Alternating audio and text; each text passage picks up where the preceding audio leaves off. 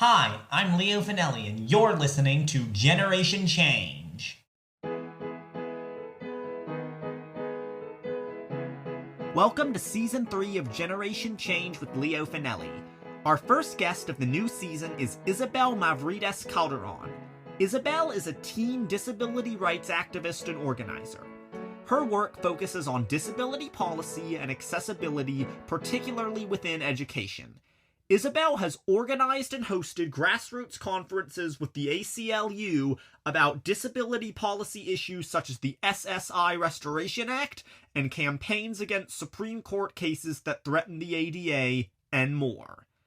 In addition, she was instrumental in the implementation of remote options for disabled New York City public school students. Isabel is currently publishing a research study on accessibility in education. She has worked as an accessibility consultant for various think tanks, Target, and the Australian National Climate Strike. Isabel cannot wait to continue serving her community, and it was an honor to talk with her. I hope you enjoy our conversation. Isabel Mavrides-Calderon, and I'm from New York City. I'm Leo. Hi, Leo. So, what inspired you to become a disability rights activist? It's probably my own experiences as a disabled person, and basically realizing that my main issue wasn't my body itself, it was the barriers from society that were holding me back. And becoming a disability rights activist let me, fall in love with my body, fall in love with who I am, and instead try to change the world to become more accommodating of me instead of me changing myself. I have a spinal cord injury that I obtained because I have a genetic connective tissue disorder. So it's a genetic disease that makes it really easy for me to get injured, which is why I had a spinal cord injury. I also have some issues like breathing normally, but right now I'm doing pretty good. So, what do you think policymakers should be doing for people with disabilities? I think that we should absolutely address the fact that the ADA, as we have it right now, the Americans with Disabilities Act, which is the law to protect disabled folk, isn't nearly enough, and it isn't protected nearly enough. Right now, we've seen Supreme Court cases like CBS versus DOE. We've seen LACCD, Payan versus LACCD. There's all these Supreme Court cases that are working to gut the Americans with Disabilities Act, our civil rights protections. So I think policymakers need to work on ensuring that the ADA isn't so easily threatened and expanding the law to address different issues like transportation, like eugenics with ventilators. There's so many more issues that need to be covered, and there's so much more work that needs to be done. Yeah. So, what can we do in our everyday lives to make our world more disability accessible? There's so many different people can help make the world more accessible in different ways. For example, if you're a teacher, you could include disabled people into your curriculum. You could include disabled people in history into your curriculum. If you're a parent, you can talk to your children about disability. Tell them not to be scared about disability. Have an open and honest conversation with it, whether your children are disabled or not. Because I think far too often we try to tiptoe around disability. We try to pretend like it doesn't exist. And by doing that, we're only further stigmatizing it. And then, for example, if you're a business owner, you can work on making your business accessible. You can go above and beyond from just what the ADA says. If you're another thing business owners could do is they could actually hire disabled people. For every single one of us, there's steps that we can take. Yeah. I have never been as excited as I am today to drop the pin because I wanted to ask you about where you grew up, and you are from New York, New York. Yes, I am. I love it here. Which part of New York? I live in Manhattan. How do you feel about New York, and how do you think it shaped you as a person living there? I think New York City is like a cultural center. It's a melting pot of so many different people. Both my parents are Latino immigrants. So I've been able to see so many people from different cultures here, which has been such a privilege. And I've been able to see other people like myself. I've been able to see other disabled people. And it's really shaped who I am because it's opened my perspective up to so many different viewpoints because there's people from everywhere here. So it really has 100% shaped the type of person I am today. Yes, it really is the United City of the world. I totally agree with that. Do you ever go just people watch somewhere in the city? Yeah, I love even just I love going to different neighborhoods in New York because every neighborhood is so distinct and so different. And I love just going to a different place, going to a different cafe. I think coffee shops are a great place to watch people. You can step into a different neighborhood and it feels like you're in a different country. Truly, it's such a special place. I have always seen New York that way, even though I do not live there.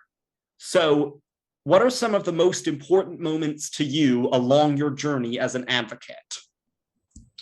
I think something like that really shaped my journey as an advocate was COVID-19, because it was a time where disabled people were dying at a 3 times higher rate, and disabled people were really being oppressed at a higher rate, and our community was being disproportionately harmed.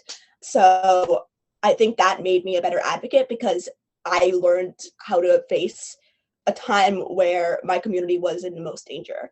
And it also was a very hard time to do activism because the streets weren't necessarily safe for disabled people. I'm high risk myself, so it was hard to go and protest outside because I was scared I would get COVID-19. So it was a very interesting time, but it made me learn to adapt, and it opened my eyes to the type of oppression that my community can face. So how do you do activism and avoid burnout and or stress? I think it's all about balancing. I think I'm still learning. I mean, I'm only 17 and I don't think I've got the perfect formula yet. I think the fact that I have other things in my life outside of activism, like being disabled yourself is having to advocate for yourself every single day.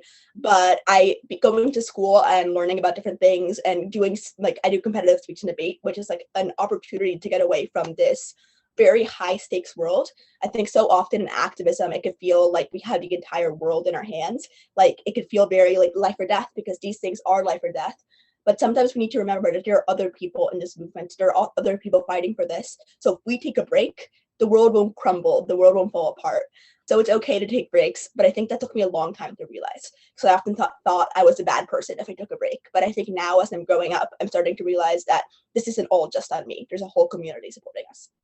So what are your feelings about the word disability? Have you ever encountered anyone who really doesn't want to be called disabled and or doesn't want their condition to be referred to that way?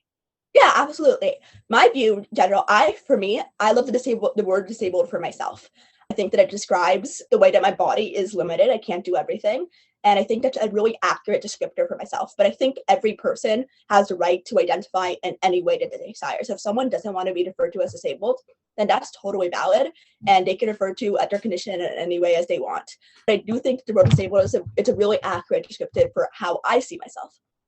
So tell me about your work as a competitive speaker in the national speech and debate circuit. It's something that I think for me, it kind of saved me because I got into speech and debate when I was recovering from a spinal surgery. And I was kind of in this mindset that I couldn't do anything. I was just stuck in bed. And then I found speech and debate. And I found that it's something that I could do if I was lying down, if I was sitting down, if I was in the hospital, because speaking is something that my disability doesn't impact at all.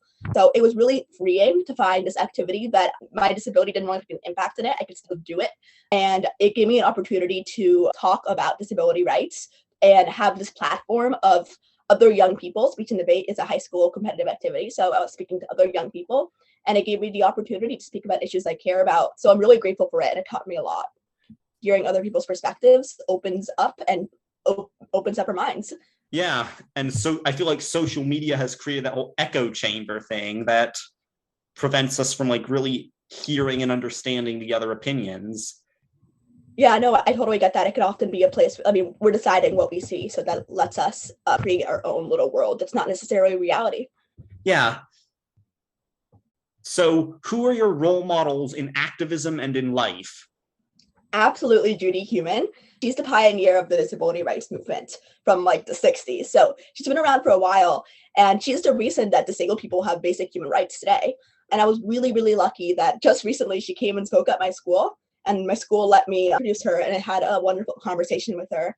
But I really look up to her that she was doing activism before it was trendy, that she was fighting for people's rights from the beginning. I think a lot of times right now, especially the disability rights movement, we're seeing a lot more of just online activism, and we're seeing very little physical organizing. We're seeing very little protests. We're seeing very little going to the streets to make change. And I do really look back at how she made so much change in such a small amount of time and think that we need to take those actions today. We need to take actions like they used to today. instead of just like reposting things to our Instagram stories. So what are your plans for the near future? Well, right now, I mean, I'm applying to college because I'm a senior in high school. So that's like my plan in my personal life. I think that I'll end up at the place that's best for me. So I'm not too stressed about that. But I'm excited to find a community where I can continue activism with like-minded people. So I absolutely enjoyed this conversation with you today. Thank you so much for coming on the pod. Thank you for inviting me. I really appreciate it. Thank you so much. Thank you. Loved having you on the show. Bye. Bye.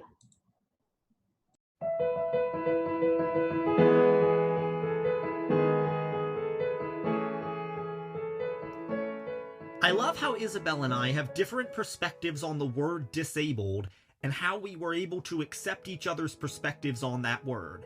It just goes to show that there's no such thing as one-size-fits-all inclusive language. Isabel was also insightful about how hard it was to step away from activism. She felt guilty stepping away, but she also knew that she was burnt out. I recently saw a survey report called Looking Forward with Gen Z that found that while Gen Z cares deeply about the issues our society is grappling with, their own health and happiness and the health and happiness of their friends and family is more important. I would encourage this for our listeners as well. Before doing anything else, make sure that you're okay. P.S. If you haven't already voted early, there are only a few more days until Election Day. Our future is on the line, so get out there and vote.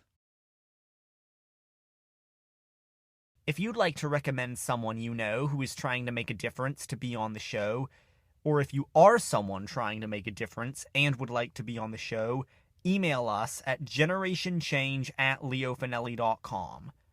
Please follow us on Twitter and Instagram at GenChangeWithLF. That's at GenChangeWithLF. Follow and review wherever you get your podcasts, and just share this with your friends and others.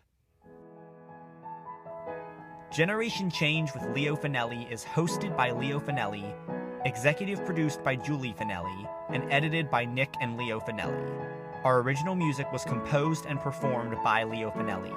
Thank you so much for listening.